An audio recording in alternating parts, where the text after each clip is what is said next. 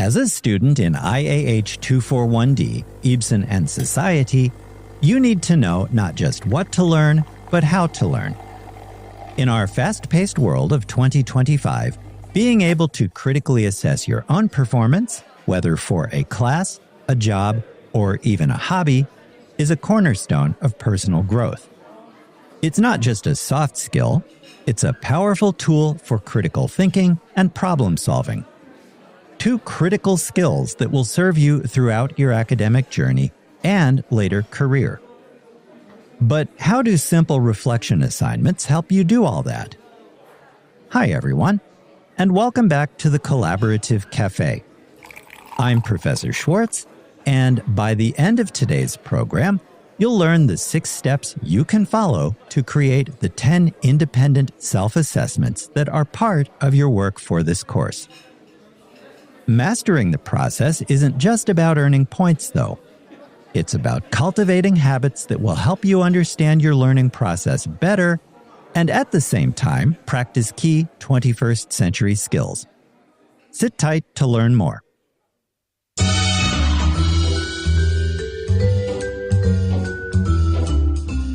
Welcome to the Collaborative Café, where we brew up innovative approaches to student collaboration and development of 21st century skills.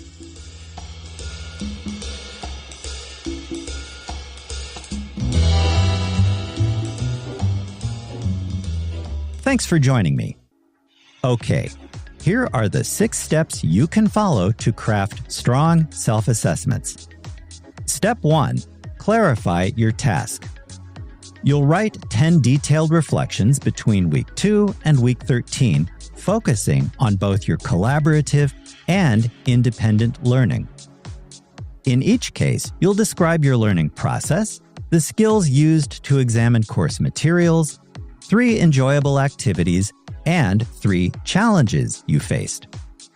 You can find a full list of points to consider in the highlighted questions within the weekly D2L modules. Step 2. Keep your purpose in mind. These reflections aren't just busy work. Rather, the goal behind them is to encourage deeper thinking. As you reflect each week, you'll connect the plays you're studying and related readings to real-world issues.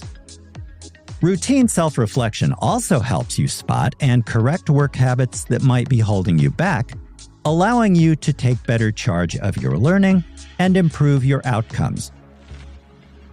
Step 3. Develop and refine essential 21st century skills by reviewing your learning in the course routinely each week. That habit helps you cultivate critical thinking, creative problem solving, planning, organization, follow-through, clear communication, content development, and accountability. But those aren't just academic buzzwords. On the contrary, they're genuine competencies that 21st century employers expect in new hires across all fields. Regular practice of these skills now is vital for your later success in the professional world. Now, you might be thinking, that sounds like a lot of work for a course that isn't even part of my major.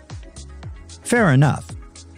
But what if I told you that you have complete creative freedom to make these reflections your own, using digital and cloud-based tools that you might already be familiar with? Sit tight and I'll tell you more in one moment.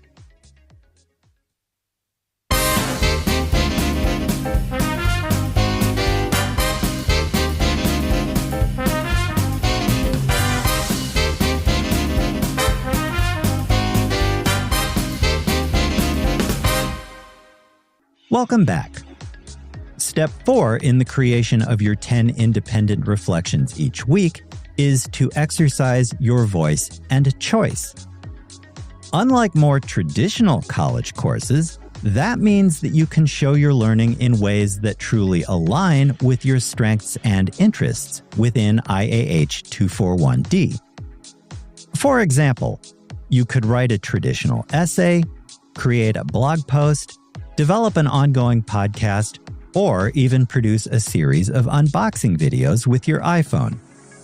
The point is that you get to express your ideas in a way that works best for you, making academic work more engaging and, dare I say, even fun. And that brings us to step 5. Don't neglect to identify areas for improvement in your approach to the course. The process of re-examining your independent and collaborative work each week in IAH241D not only helps you understand course materials and connect them to real-world issues, but it also helps you take charge of your learning and enhance your own outcomes. Your reflections serve as powerful tools for deepening your self-knowledge and broadening your perspective, in other words. But what's the most important step you can take to ensure your 10 reflections between week 2 and week 13 are genuinely effective? Here's the answer. Step 6. Present clear, insightful, and detailed discussions of your learning each week. Now, that isn't something to rush through. The reflection process needs careful planning, forethought, and successive drafts, even when the form your work takes is not a traditional essay. Procrastination simply leaves you with not enough time to do your best work. To make your reflections really meaningful, you've got to cover both your collaborative discussion and analysis with your learning team, as well as your own independent ideas about the course materials based on that same teamwork. Round out your reflections by identifying any challenges you faced and articulate concrete steps that you can take to improve your approach and work habits moving forward. A point vital for continuous improvement.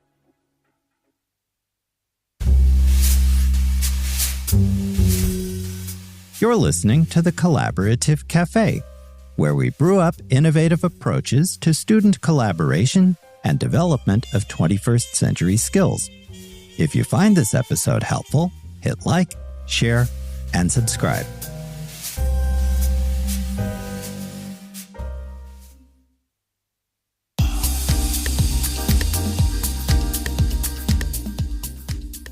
Before we wrap up today's program, let's quickly review the 6 steps you can take each week to unlock your learning potential in IAH241D Ibsen and Society. Step 1. Clarify your task. 2. Keep purpose in mind. 3. Pay attention to the skills you practice and how that contributes to your growing knowledge.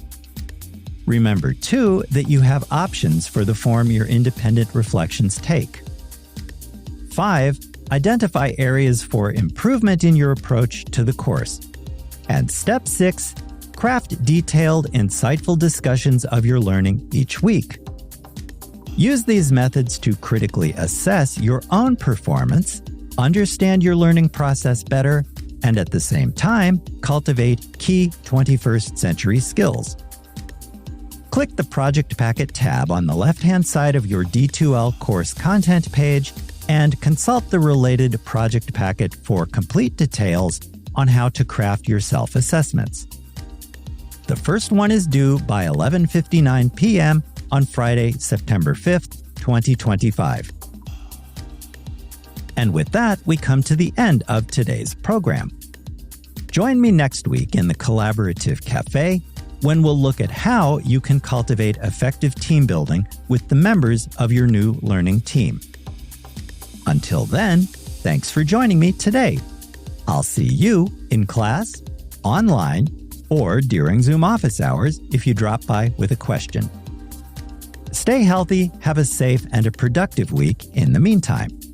With special regards from Onyx, the cat what am. So long, and I'll talk to you again soon. Bye for now.